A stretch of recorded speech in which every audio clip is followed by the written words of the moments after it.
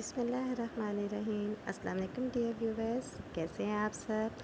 آج ایک دفعہ پھر آپ کو لیے چلتے ہیں دبئی کے خوبصورت مناظر کی سیر سپاٹے کے لیے۔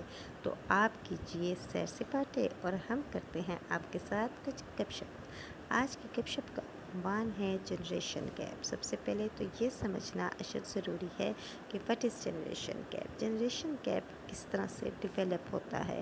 دراصل ایسے واقعات عموماً نمایاں ہوتے رہتے ہیں جن کے ذریعے ہمیں معلوم ہوتا ہے کہ بچے اپنے والدین سے ذہنی طور پر اور دلی طور پر دور ہونا شروع ہو جاتے ہیں۔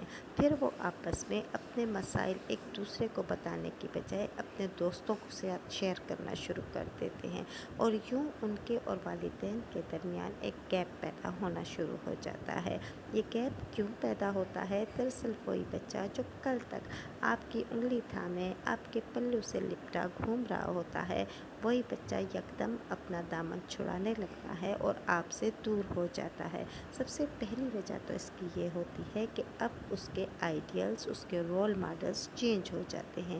کل تک وہ جو ماں باپ کو سب سے بڑا رول ماڈل مانتے ہوئے انہی کے حکم کے تابع ہوتا تھا، یکدم وہ جاننے لگتا ہے کہ اس دنیا میں تو اور لوگ بھی ہیں جنہوں نے ہمارے ماں باپ سے بھی بڑھ کر بہت اچھے کام کیے ہیں۔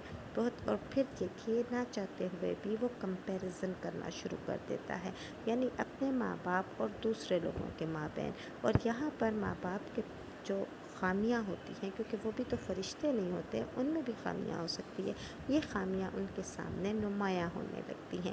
جیسے ہی یہ خامیاں ان کے سامنے نمایاں ہونے لگتی ہیں تو ان کے جسم میں ایک خاص قسم کے ایسے ڈیولپمنٹ ہونا شروع ہوتی ہے جو ان کو ان کے والدین سے دور کرنا شروع کر دیتی ہے۔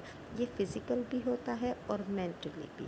آئی ہوپ آپ نے جنریشن گیپ کو اچھی طرح انڈرسٹینڈ کیا ہوگا۔ Thank you very much.